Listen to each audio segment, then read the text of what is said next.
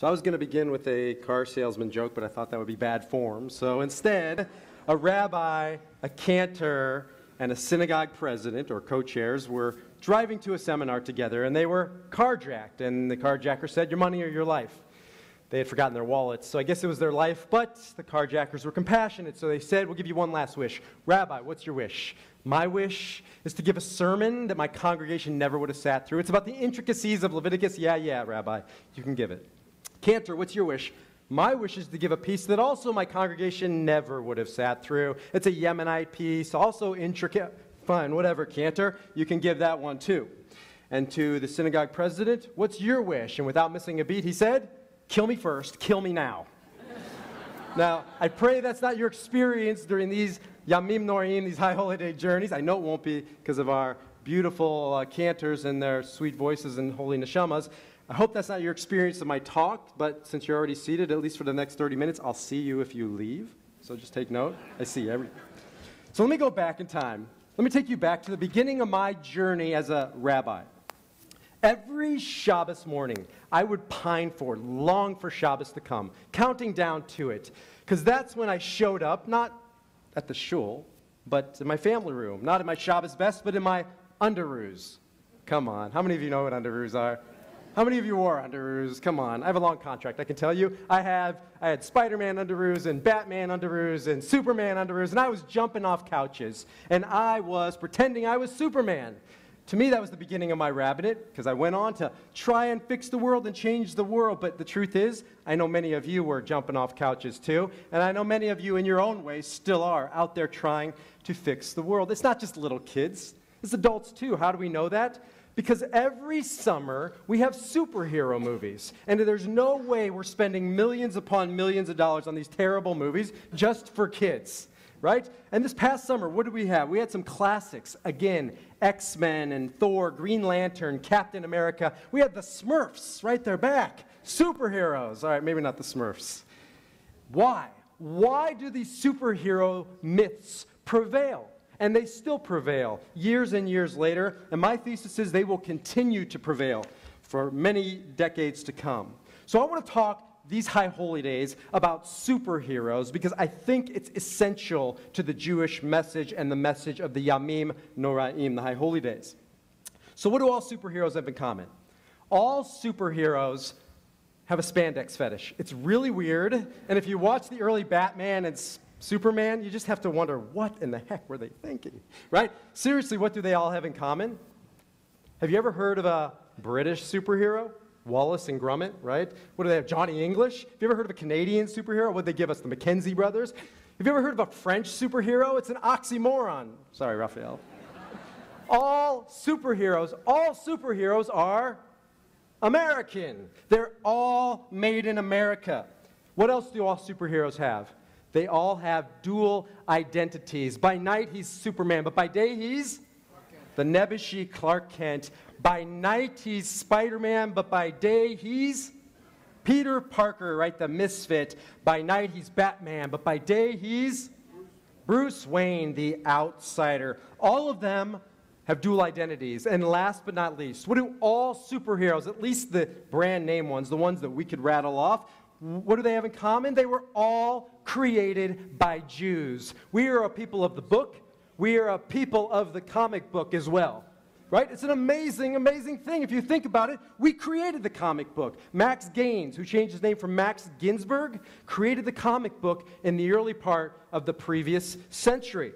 And then after Max Gaines came DC Comics, Jewish, Marvel Comics, Jewish, Hanna-Barbera, Jewish, Archie Comics, Jewish. The list goes on and on and on. Have you ever heard of Jerry Siegel or Joe Shuster? Or Bob Kane, Bill Finger, Jerry Robinson, Joe Simon, Jack Kirby, Stan Lee, all Jews. You ever heard of them? Yes, you have. They created Superman and Batman, Robin, Joker, Fantastic Four, the Hulk, Captain America, Spider-Man, X-Men, Wonder Woman. The list goes on and on. It was once said if somebody's name ends in a man, he's either a Jew or a superhero, or in this case, he is both, right? The Jews gave the 20th century, America, the world, Jewish comedians and Jewish Hollywood. We gave the world Yiddish swear words, right? We gave the world the holy bagel, but nothing is more important than the contribution that we have made in giving the world superheroes. And yet, superheroes and that contribution is one of the most tragic contributions as well. Why? When did superheroes arise in this country? In the 30s, and in the 40s, and in the 1950s. And what was taking place? These were the children of immigrants after the first two waves of immigration. And these children of immigrants, certainly the immigrants, were defined by many things, not the least of which was fear. Understandable fear. Fear of not being accepted. Fear of being an outsider, an other. Fear of being perceived as suspect citizens. In the 1940s, unloyal Jewish Americans, were you an American or were you a Jew? Were you a Jewish American? The question was out, at least to our non-Jewish neighbors. Is it any coincidence that in 1941, a Jew created Captain America to say we are Jewish? I mean, we are American just like you. Dual identity, right? Is it coincidence that we created Superman and Clark Kent? Bruce Wayne, the white Anglo-Saxon Protestant, fitting in so that we're no longer perceived as other, as outsider. Here's a bizarre one. Not a superhero, but a super success story. You ever heard of Ruth Handler? Daughter of a Jewish immigrant. May not have heard of her, but I bet you heard of Barbara Millicent Roberts. You ever heard of her? What about Ken Carson? You heard of him? The Barbie doll and the Ken doll, created by the daughter of Jewish immigrants. Why? Because it's the caricature of the perfect American, blonde, blue-eyed, and it's not necessarily how we looked or where we came from. We were changing our identity, changing our look, trying to assimilate, running and hiding, trying to fit in. And there were some real reasons to want to fit in, right? There was persecution. My great-grandfather, Baruch Paragal, came to this country and he was running from the Cossacks, coming to the unknown, doesn't speak the language, doesn't look the look, so he modified his look. He changed his name to Ben Perlman. He changed, or at least modified, his religious beliefs simply so he could fit in. My grandfather grew up in Omaha, Nebraska, a tough time 75 years ago in Nebraska to be a Jew. Not so easy now, but a tough time even back then. And so what did he do? He fought on the playground, or more likely got beat up, called a Christ killer, called a kike, called a dirty Jew. No wonder they wanted to assimilate, fit in, blend in. Who could blame them? And don't forget, this was the time of the Shoah, the single biggest tragedy in human history, not just to the Jews. The most calculated genocide in the history of man was happening simultaneously across the pond. I don't think we can even imagine what that was like to the psyche of a Jew. Some of you were young when it was happening. I'm sure many of you remember it, but we can't even begin to understand the implications of what that might have meant to Jewish identity, to our psyche, knowing that our brothers and sisters are going up in the smoke of Auschwitz, right? A tragedy on many levels. And is it any coincidence that during this time, we created X-Men? If you watch the most recent X-Men, it's the story about the origins of the X-Men, and who were they fighting? The Nazis. Reread the early years of Superman. He wasn't fighting Lex Luthor. He was also fighting the Nazi regime, right? It's not coincidental that that's what these superheroes were doing. We invented make-believe because what else are you going to do? It's terrifying. And we've been doing this for hundreds of years. In the 17th century, the Maharal of Prague, right? Rabbi Yehuda Loew of Prague invented the Golem, a fictitious, mythical monster superhero to protect the Jews then, and we were still doing it in the previous century to protect us now. And so what did we do? We created these all-powerful images of Superman, but then there was a problem, and the biggest problem of all. The world perceived us as all-powerful. Don't forget, the beginning of the previous century is when we had the protocols of the elders of Zion that was taking root and taking place, which said Jews control Hollywood, we control the banks, we control communism, we control democracy, right? Can't have it both ways, but we do. We control the world. Jews are Superman. And so what did many Jews do? They started to hide. Instead of Superman, they became more self-deprecating, like Clark Kent. Instead of being like Batman. They tried to assimilate and blend in and disappear like Bruce Wayne. Now, I want to talk about this because so many of them of this era changed their names. So we're going to play a game. It's called Name That Jew, right? See if you can guess who this is.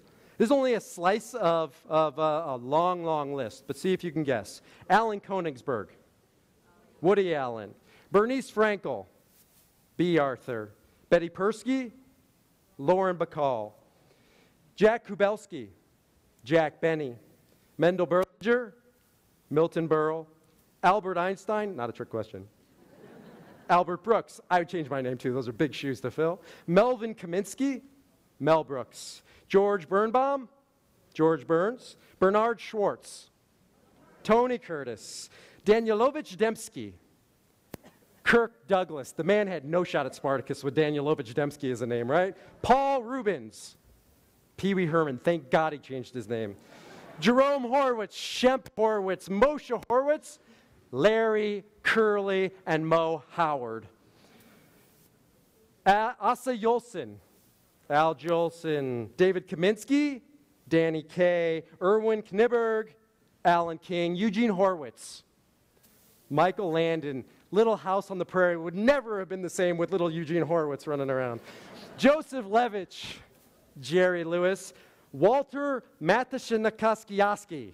Even the rabbis can't say it. Walter Matthau. Douglas Elton Ullman, Douglas Fairbanks, and Joan Sandra Malinsky.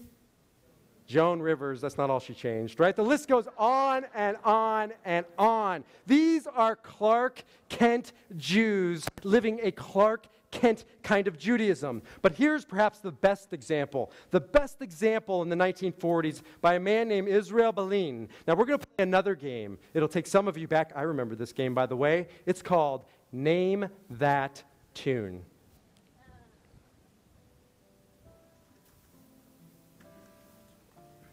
If you know it, join in. I'm dreaming of a white Christmas,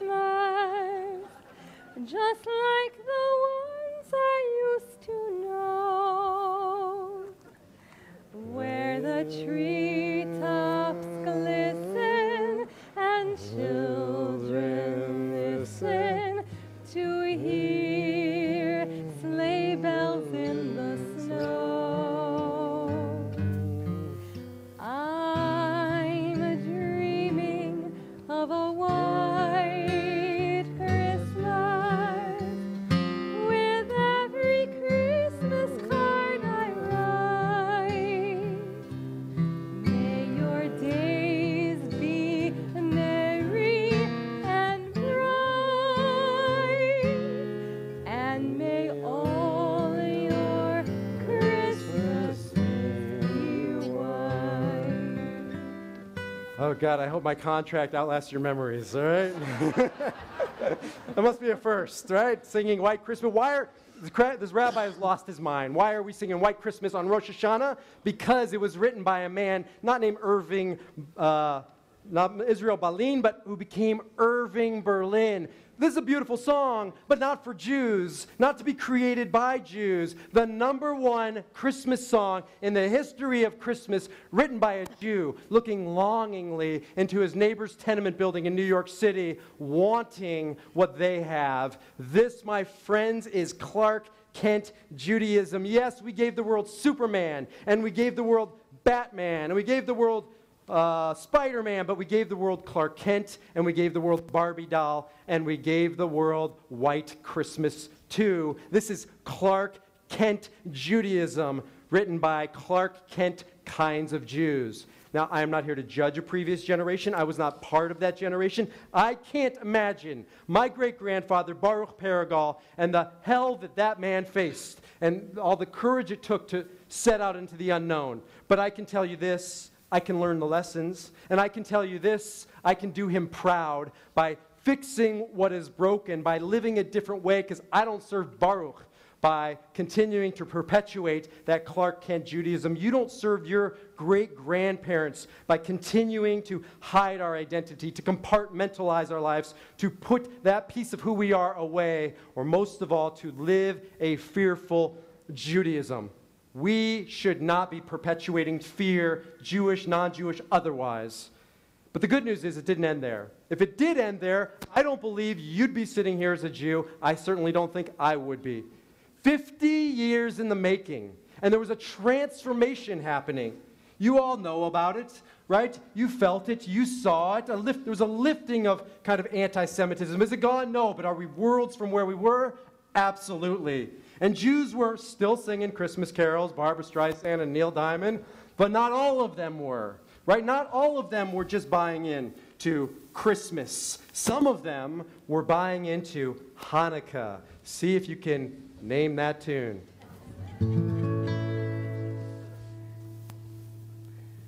Hanukkah is the festival of lights. You know the words. Come on, join in.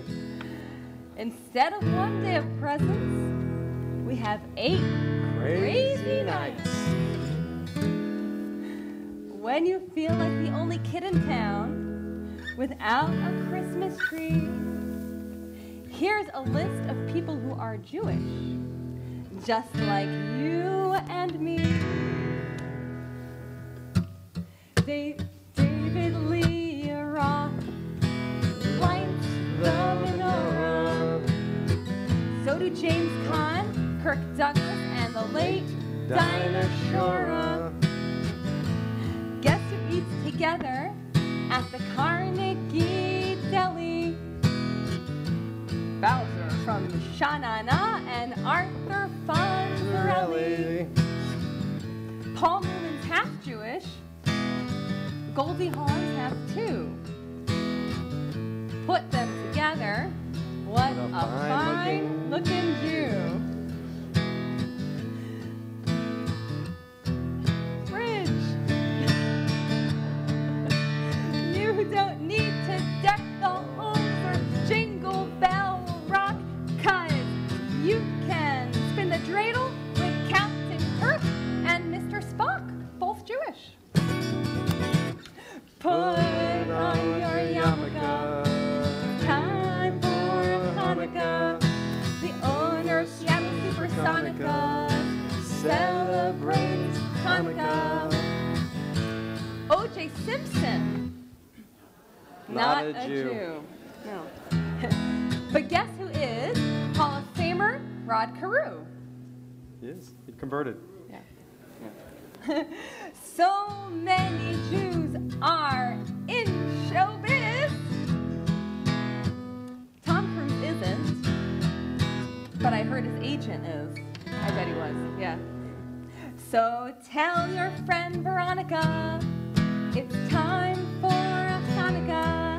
I hope I get a harmonica on this happy, happy, happy, happy Hanukkah. Now, why are we doing Hanukkah songs? Because there are no popular songs about Rosh Hashanah and Yom Kippur, so what am I going to do? But how many of you heard this for the first time at Stop and Shop or at work and thought, it's being played on national radio, Jews, non-Jews are listening? How many of you felt a sense of pride? I know as a young Jewish kid, I did. I felt like finally we have our song, at least a song. It wasn't Jewish Jews, right? It was still kind of a Clark Kent Judaism. These Jews weren't coming out, and more like they were being outed. And Adam Sandler isn't necessarily the embodiment of the Judaism I want to teach my kids, but it was a massive step forward, a coming out of the shadows. Now fast forward 15 years to last year. We had not one pop hit, we had 2. The first of which, just too hard to play, but you'll Google it, and you got the words on your handout, is by a Jewish Jew. In fact, he's a Hasidic reggae rapper with tzitzis and payas and black hat and black coat who has a following across the world of Jews and non-Jews. His name is Matis Yahu.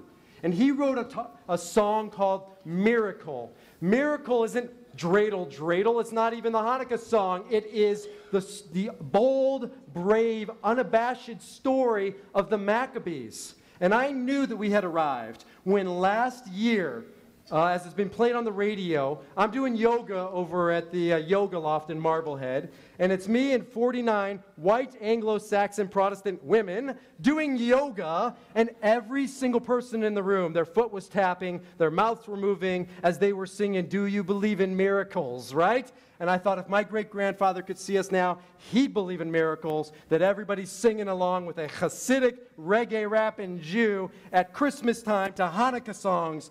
My goodness, we had arrived. But then there was another hit that even hit me harder in the kind of the kishkas in the heart. This one, you may, as adults, may have heard it, but if you did hear it, it's probably through your kids. This went viral last year, right? Millions and millions of downloads of this song. This song is also a miracle. See if you can name that last tune. And if you know it, you'll join in. I'll tell a tale, tale, tale, tale of Maccabees in Israel, when the Greeks tried to sail, sail, sail, sail, but it was all to no avail, veil, veil, veil. Yeah, yeah, the war went on and on and on until the mighty Greeks were gone. I with my lighters in the air sometimes, singing hey-yo, spin the cradle. Just wanna celebrate for all 8 nights, singing hey-yo, light the candles. That's it, And so the kids will be seated, and we will be singing that song in a few more minutes, but not till I'm done. I knew we had arrived last year when I was at Stop and Shop. And there was a person, it was not the kosher aisle, it was the non-kosher aisle, and the person was clearly not Jewish, because I think they butchered the word latke, but it was beautiful to see, right, as they're picking out their cereal, saying, "I flip my latkes in the air sometimes." And I am thinking, Judaism is alive, and Judaism is well, and we are visible, and we are in vogue. An amazing transformation. Our masks are now off, right? Our capes are now off. We're out of the telephone booth. We are out of the closet, and we ain't never going back. This is Judaism, and this is what we do. We are Jews. So let me tell you a question I get asked all the time, right? People want to know, Rabbi, what kind of rabbi are you? And I know what they're asking. They want a label. So I usually, being the nudnik, will say a good one, a Jewish one, an employed one, right? And they say, no, no, no, no, no. They give up on me. What type of synagogue is it? And I'll say an under-constructionist, a work in progress, or a conservaform, a new doxalist, or trans-denominational or post-denominational, because I know what they want. They want a nice, neat, safe, tidy little label. They want Clark Kent Judaism. They want Clark Kent kind of Jews, but I can't go there because we don't go there because that's not what we set out to do. Shirat Hayam was formed 7+ years ago with the goal of no longer perpetuating fearful Judaism, hidden Judaism, reactionary Clark Kent Judaism. We set out to be fearless. We set out to be inspirational. We set out to remember how to fly. And for the past 7 years, we have been flying high. I believe in the future there will be 2 types of Judaism. I believe there will be this kind of fearful, not serious, inauthentic, hiding, reactionary Clark Kent Judaism. And I believe there will be serious, authentic, fearless, thriving Superman kind of Judaism. I don't care about Reform, Conservative, or Orthodox. Those are the 2 categories in the near future. I can't guarantee you what your congregation will look like or feel like because we are a work in progress, but I can guarantee you this. We will be an authentic Jewish experience and a fearless Jewish experience and a Superman kind of Jewish experience. We'll honor halakha, Jewish law, but not out of fear. And we will study Torah, but not out of obligation. We'll daven and come to shul, but not out of guilt. And we will participate in community, just as long as you don't make us take off our cape. And I guarantee you this, above all else, that these kids sitting in front of you will be inspired to be Jewish. They'll want to be Jewish. They won't know Clark Kent Judaism. They will only know Superman as the only Jewish kind of way of life. But this isn't just about Superman Judaism. It is about the way we live our lives. Because you can walk away from here saying, okay, fine, that's great for Judaism, but what about for me? And I will tell you this. This is about authenticity in every aspect of our lives. Right? Authenticity, coming out of the closet. Don't let anybody put you there. Don't be defined by what they expect for you. Define what you expect for yourself. Authenticity, learning how to fly and putting on a cape and taking off your mask. Or in the words of Marianne Williamson, our deepest fear is not that we are inadequate. Our deepest fear is that we are powerful beyond measure. It is our light, not our darkness, which scares us most. We ask ourselves, who am I? Who am I to be brilliant or gorgeous or talented or fabulous? Actually, who are you not to be? You are a child of God, and your playing small does not serve anybody, least of all the world. There's nothing enlightened by shrinking back. We are supposed to shine like children are meant to do. We were born to make manifest the glory of God that is in each and every one of us. And as we let our own light shine, we give other people, unconsciously or consciously, permission to shine forth as well. As we are liberated from our own fear, our presence automatically liberates others. This is why we are here. This is what we are meant to do. This is the miracle. This is how we're going to redeem our great-grandparents. It's how we're going to redefine Jewish community. But most of all, it's how we're going to ensure that these young supermen and superwomen live Superman, superwomen kind of Jewish lives. So join them. Right? Join in the miracle of another generation, not only thriving, like David Rosenberg said, surviving, as we learn to fly higher and higher, as we continue to shine our light out to the world, as we continue to embody candlelight.